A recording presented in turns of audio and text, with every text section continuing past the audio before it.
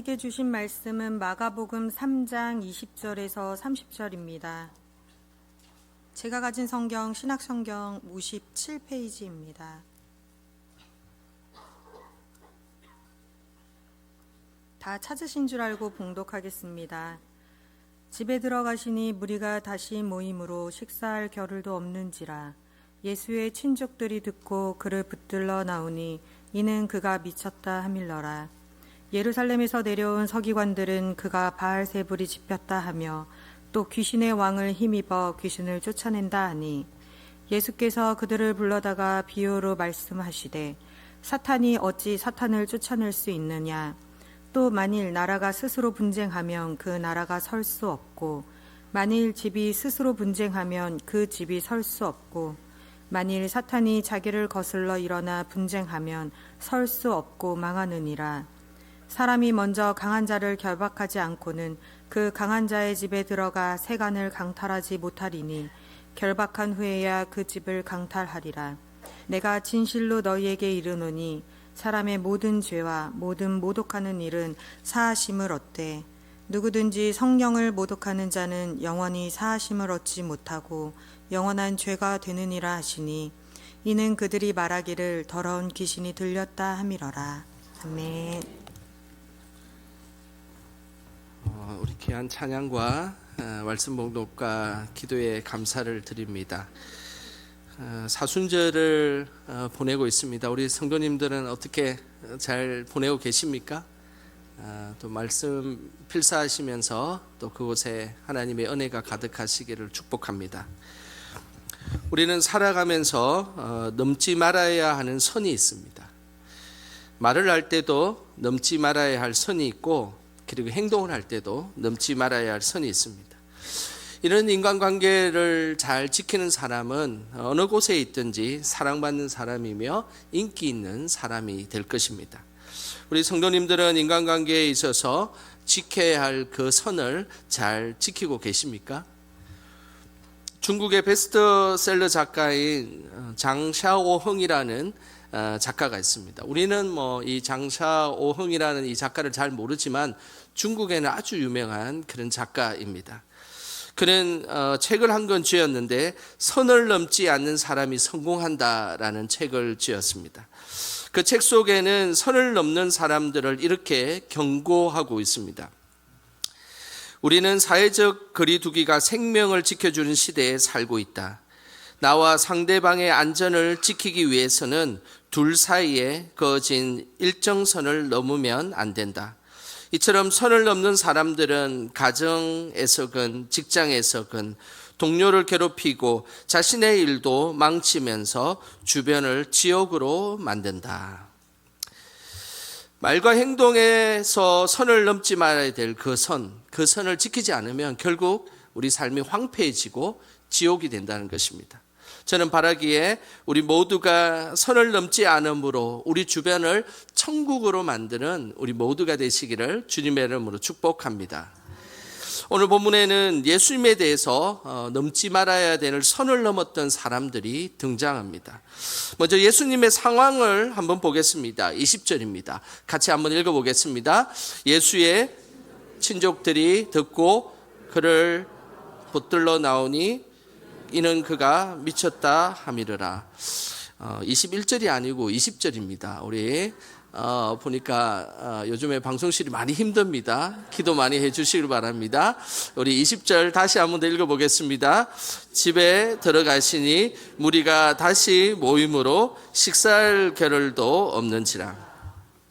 예수님이 갈릴리 지방에서 계속해서 사역을 감당하고 있었습니다. 그러자 예수님의 소문을 듣고 무리들이 몰려들기 시작했습니다. 얼마나 바빴는지 오늘 20절에 보면 식사할 겨를이 없었다라고 성경은 기록하고 있습니다. 여기서 이 식사는 우리가 그 아침, 점심, 저녁 하는 정식 식사를 이야기하는 것이 아니라 그냥 간식으로 빵 한 조각을 먹는 그 정도의 식사를 의미하는 것입니다. 예수님은 얼마나 시간이 없었으면 빵 한 조각 먹을 시간이 없었을까요? 제자들을 세우기 위해 밤을 새워가며 기도하시고 12명의 제자들을 세우셨습니다. 그리고 산에 내려오자마자 아마 지금 오늘 이 집은 베드로 집으로 많은 학자들이 추정하는데, 이 베드로 집에서 이제 잠시 도착을 했는데 그때에 또 소문을 듣고 많은 사람들이 몰려왔던 것입니다. 그래서 쉴 새 없이 사역이 시작되었습니다. 잠시 한쪽에 앉아서 빵 하나 먹을 시간조차 없었던 것이죠. 가르치는 사역, 전파하는 사역, 치유하는 사역을 온종일 최선을 다해서 사역한 모습, 그 모습이 오늘 예수님의 모습입니다. 하나님 나라를 위해서 최선을 다하고 있는 예수님의 사역을 좋지 못한 시각으로 지켜보고 있었던 무리들이 있었습니다. 그 첫 번째 무리가 21절에 등장합니다. 이제 21절 우리 같이 읽어보겠습니다. 예수의 친족들이 듣고 그를 붙들러 나오니 이는 그가 미쳤다 함이르라.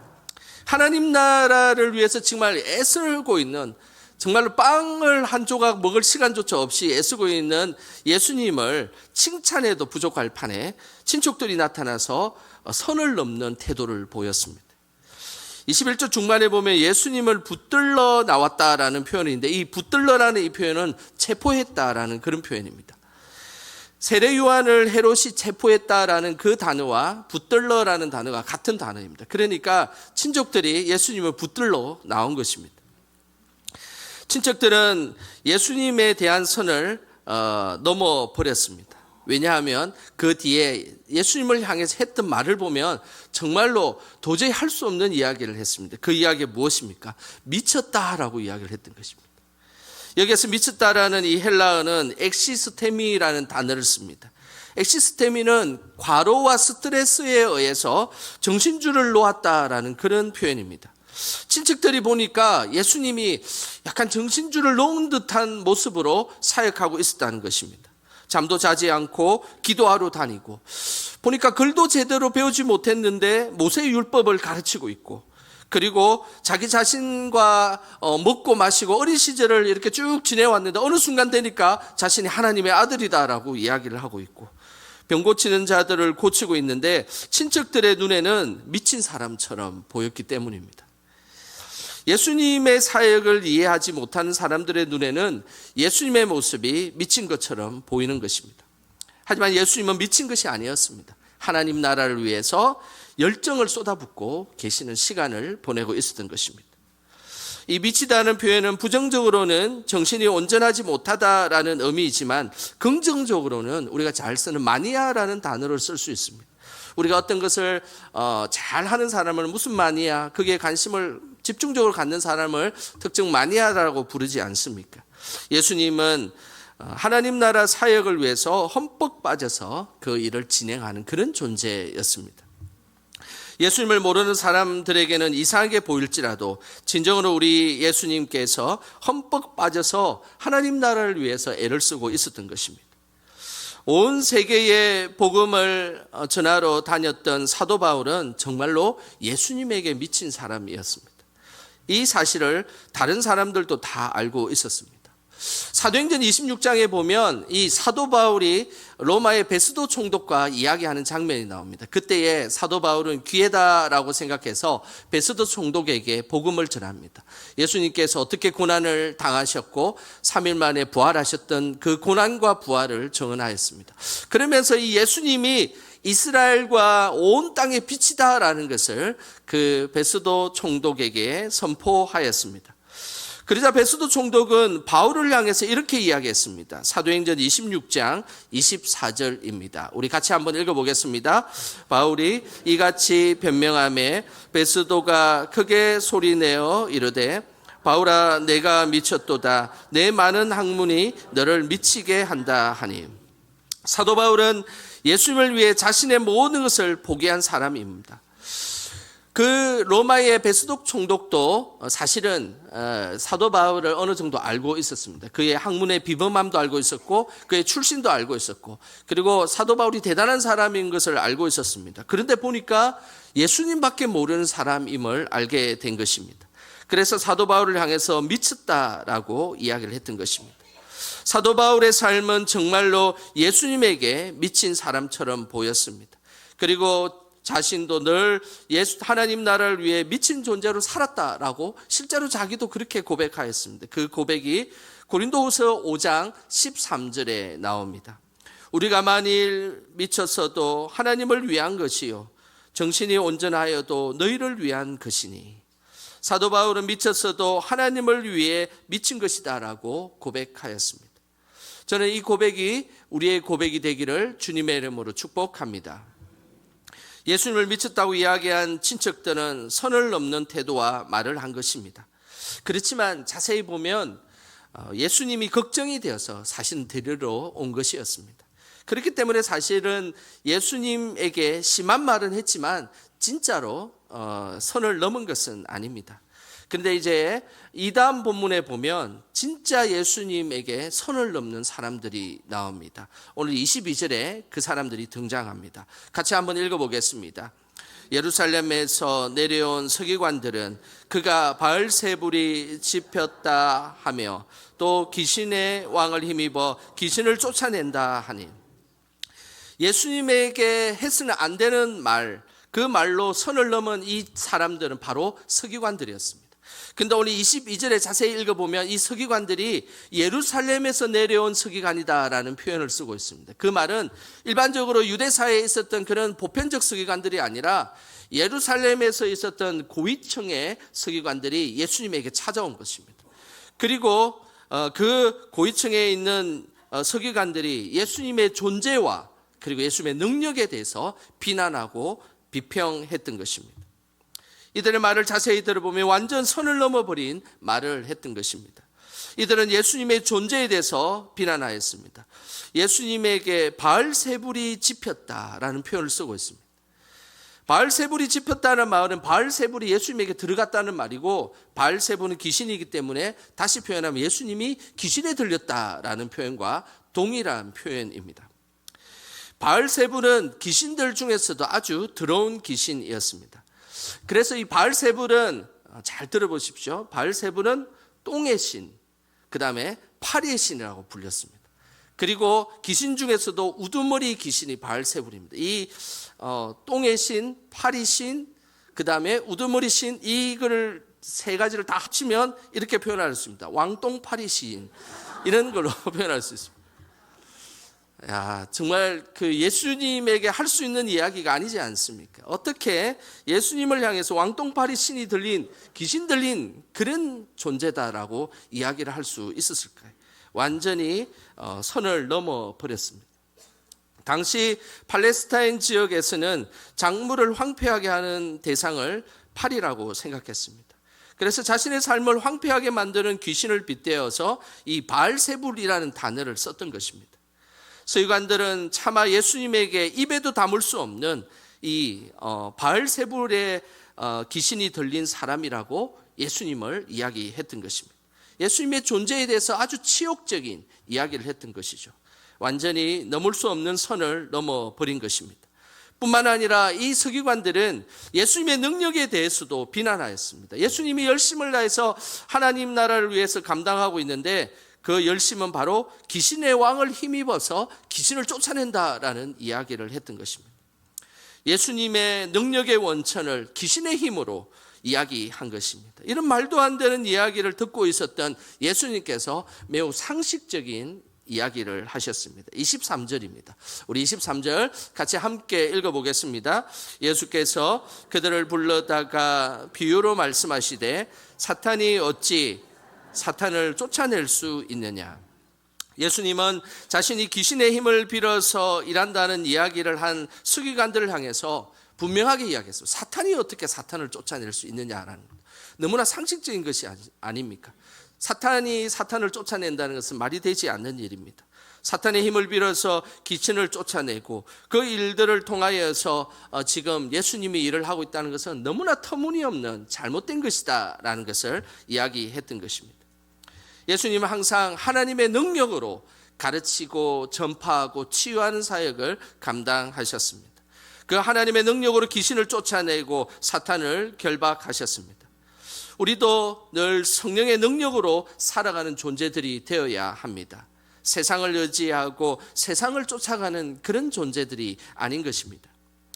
열왕기하 1장에 보면 엘리야 시대에 북이스라엘을 다스리고 있던 아시아 왕이 등장합니다. 어느 날 이 아시아 왕이 왕궁에서 이렇게 다니다가 난간에서 떨어져서 뼈에 골절을 입게 되었습니다.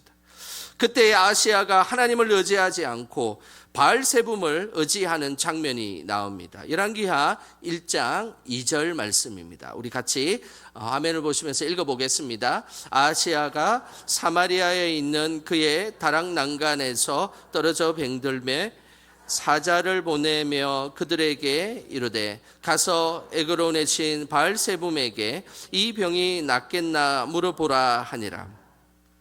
아시아는 도저히 하나님 나라의 왕이라고 할 수 없는 행동을 했습니다. 병이 이렇게 생기고 어려운 일들이 생기면 우리는 늘 하나님 앞에 기도하지 않습니까? 그런데 하나님에게 기도해야 될 왕이 바알세붐에게 물어본다는 것, 그것은 말이 안 되는 일입니다. 초등학교에 다닐 때 초등학교 저학년 시절에 있었던 일입니다. 저희 집에 가깝게 지낸 이모 한 분이 계셨는데 이 이모는 무슨 일만 있으면 점을 보러 가는 것이 취미였습니다. 그래서 한번 점을 보러 가는데 옆에 있는 저를 데리고 갔습니다. 그래서 같이 가지 않을래. 그래서 저는 교회를 다니고 있는데 이곳에 가야 되냐 말았냐 고민했지만 어린 마음에 점 치는 곳이 너무너무 궁금했습니다. 도대체 저기 가면 뭘 하느냐 너무너무 궁금했습니다. 그때 그 점쟁이는 이런 점을 쳤습니다. 쌀을 이렇게 한 움큼 이렇게 지어가지고 테이블 위에 이렇게 쫙 뿌립니다. 그러면 뿌리는 그 모양이 다양한 모양이 나오지 않습니까? 그 모양을 조목조목 이렇게 손가락질을 하면서 이런 일이 있어서 이런 일이 있을 것이다 라고 점을 쳤던 사람이었습니다. 어린 생각에도 참으로 미련하게 보였습니다. 참 쓸데없는 짓을 하구나. 어떻게 쌀 모양으로 우리의 인생의 문제를 물어본다는 것일까? 어린 마음에도 참 그 일은 부질없는 짓이구나라는 생각을 했던 기억이 있습니다. 어린 생각에도 이런 짓이 미련하게 보였는데 그 당시에 활동했던 엘리야 선지자의 눈에는 이 아시아 왕이 얼마나 어리석게 보였겠습니까? 엘리야 선지자는 열왕기하 1장 16절에 이런 이야기를 하였습니다. 우리 같이 한번 읽어보겠습니다. 말하되 여호와의 말씀이 내가 사자를 보내 에그론의 신 바알세붐에게 물으려 하니 이스라엘에 그의 말을 물을 만한 하나님이 안 계심이냐. 그러므로 내가 그 올라간 침상에서 내려오지 못할지라 내가 반드시 죽으리라 하셨다 하니라. 엘리야 선지자는 하나님의 말씀을 아시아에게 분명하게 전했습니다. 어떻게 이스라엘에 하나님이 안 계셔서 바알세붐에게 물어보러 갈 수가 있느냐. 그러면서 너는 더 이상 침상에 올라간 이후로 절대 내려오지 못할 것이다. 죽음을 맞이할 것이다 라고 이야기를 했습니다. 결국 아시아는 시름시름 앓다가 침상에서 죽음을 맞이하게 되었습니다. 세상을 의지 않고 살아가는 것, 그리고 우상을 의지하지 않고 살아가는 것, 그것이 성도의 삶의 모습입니다. 저는 바라기에 우리 모두가 늘 하나님만을 의지하며 살아가시기를 주님의 이름으로 축복합니다. 하나님만 의지하며 하나님의 능력으로 사역하고 있는 예수님을 향해 귀신의 힘으로 사역한다라고 이야기한 서기관들에 대해서 예수님이 아주 무서운 경고를 하셨습니다. 오늘 그 본문이 28절과 29절에 나옵니다. 28절, 29절 같이 한번 읽어보겠습니다. 내가 진실로 너희에게 이르노니 사람의 모든 죄와 모든 모독하는 일은 사심을 얻되 누구든지 성령을 모독하는 자는 영원히 사심을 얻지 못하고 영원한 죄가 되느니라 하시니라. 서기관들을 향해서 예수님은 매우 엄중하고 아주 무서운 경고를 하셨습니다. 일반적인 모든 죄와 모든 모독하는 일은 사심을 받을 수 있지만 성령을 모독하는 죄는 영원히 사심을 얻지 못한다라는 것이 예수님의 말씀이셨습니다. 우리는 살아가다 보면 죄를 짓기도 하고 다른 사람들을 모독하기도 합니다. 이런 죄들은 우리가 하나님 앞에 회개하고 그리고 하나님 앞에 나아가면 하나님이 다 사해 주시고 다 용서해 주십니다. 하지만 사함을 받지 못하는 죄가 있습니다. 그것은 바로 성령을 모독하는 죄입니다. 그렇다면 이 성령을 모독하는 죄가 구체적으로 무엇일까요? 그 다음 구절에 보면 그 의미가 나와 있습니다. 30절 우리 같이 함께 30절 읽어보겠습니다. 이는 그들이 말하기를 더러운 귀신이 들렸다 함이르라. 성령 모독죄는 성령이 행하는 사역에 대해서 귀신이 들렸다고 말하면서 방해하는 죄입니다. 사람에 대해서 사역을 방해하고 모독하는 것은 회개를 통해서 우리는 사함을 받을 수 있습니다. 하지만 성령 하나님의 사역을 방해하고 모독하는 일은 절대 사함을 못 받는다는 것을 우리는 기억하셔야 합니다. 왜냐하면 사람에 대해서 잘못한 경우에는 성령께서 죄를 깨닫게 해주시고 회개할 수 있도록 늘 기회를 주십니다. 그러나 성령을 모독하면 성령이 더 이상 역사할 수 없습니다. 그래서 성령을 모독하는 죄는 영원히 용서받지 못한다라고 말씀하고 있습니다. 믿음 생활을 하면서 성령을 방해하거나 성령을 근심하게 하는 일을 하지 않도록 주의하기를 주님의 이름으로 부탁합니다. 그렇다면 우리는 어떻게 살아가는 것이 하나님이 기뻐하시는 삶일까요? 그것은 우리가 성령을 모독하고 회방하는 자가 아니라 성령의 일하심과 함께 하는 자, 그 사람이 바로 하나님이 기뻐하시는 사람임을 우리에게 말씀하고 있습니다. 성령은 주로 어떤 일을 하실까요? 요한복음 14장 26절에 그 내용이 나옵니다. 우리 화면을 보시면서 함께 읽어보겠습니다. 보혜사 곧 아버지께서 내 이름으로 보내실 성령, 그가 너희에게 모든 것을 가르치고 내가 너희에게 말한 모든 것을 생각나게 하리라. 성령께서 행하시는 매우 중요한 사역이 있습니다. 그것은 예수님의 가르침을 생각나게 하는 것입니다. 성령께서는 우리가 말할 때에 예수님처럼 말하게 하시고 우리가 행동할 때에 예수님처럼 행동하게 하십니다. 그리고 우리가 나쁜 생각과 나쁜 행동을 할 때는 성령님께서 근심하십니다. 우리가 예수님 같이 생각하고 행동할 수 있도록 늘 도우시는 분, 그분이 바로 우리의 성령님이십니다. 힘들어 지쳐 있을 때도 근심과 걱정에 사로잡혀 있을 때도 성령께서는 예수님이 행하셨던 것처럼 기도의 자리, 예배의 자리로 우리를 이끌어 주십니다. 그러면서 그 예배의 자리와 기도의 자리에서 우리에게 힘을 불어넣어 주시고 살아갈 수 있는 용기를 주시는 분, 그분이 바로 우리의 성령님이십니다.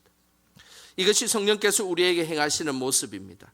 우리도 성령께서 행하시는 모습처럼 말하고 행동할 때에 예수님과 같은 모습으로 살아가는 것, 이것이 바로 성령 충만한 사람이며 성령의 사람의 모습입니다. 그래서 성령이 함께하는 사람은 삶의 자리자리마다 인간의 향기가 나는 것이 아니라 예수님의 향기가 나오게 되어 있습니다. 성경의 많은 믿음의 사람들은 예수님처럼 살아갔습니다. 특별히 생의 마지막 그 순간에 정말로 예수님처럼 살아갔던 한 인물이 있습니다. 바로 스데반이라는 인물입니다. 사도행전 7장에 보면 스데반이 유대인들에 의해서 순교를 당하는 장면이 나옵니다. 스데반이 순교당하는 장면을 보면 이 사람은 정말로 성령의 사람이었구나라는 것을 알 수 있습니다. 사도행전 7장 55절 말씀입니다. 우리 같이 함께 읽어보겠습니다. 스데반이 성령 충만하여 하늘을 우러러 주목하여 하나님의 영광과 및 예수께서 하나님의 우편에 서신 것을 보고, 스데반은 진실로 성령의 사람이었습니다. 또한 성령이 충만하여서 예수님처럼 살아갔던 사람이었습니다. 그 죽음의 순간에 세상을 바라보지 않고 늘 하나님을 바라보았다라고 성경은 기록하고 있습니다.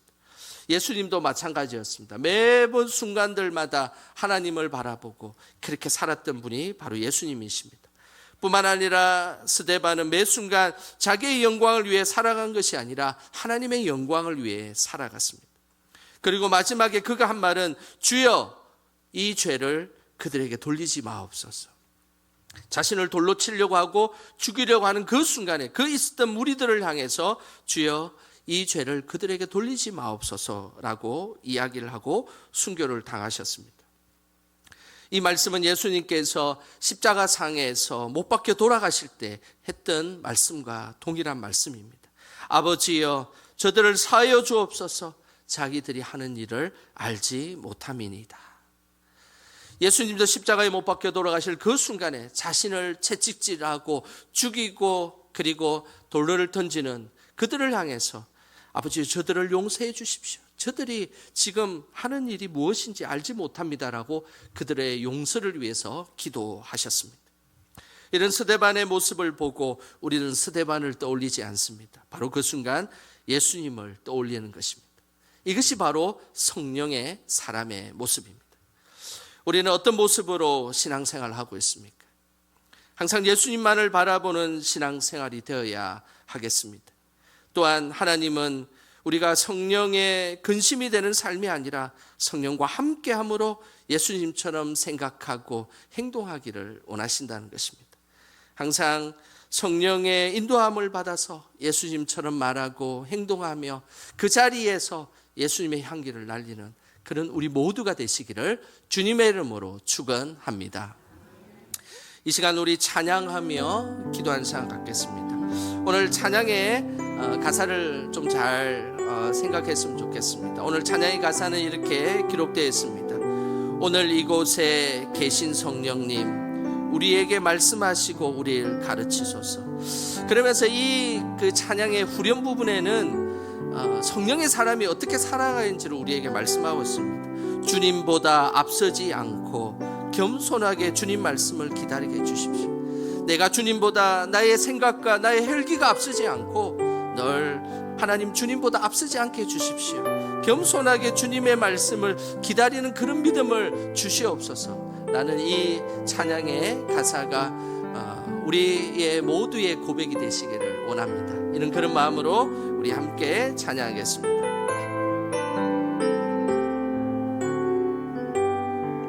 오늘 이곳에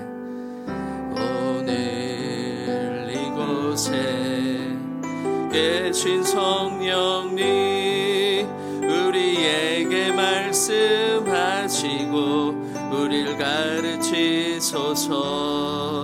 닫힌 우리만 열어주시고 주의 빛으로 밝혀 우리를 인도하소서.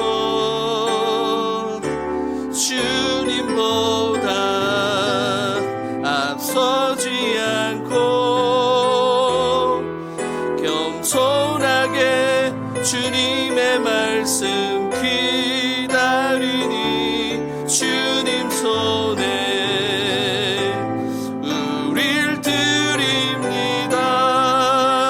사랑으로 인도하소서. 우리 한 번 더 찬양하겠습니다. 오늘 이곳에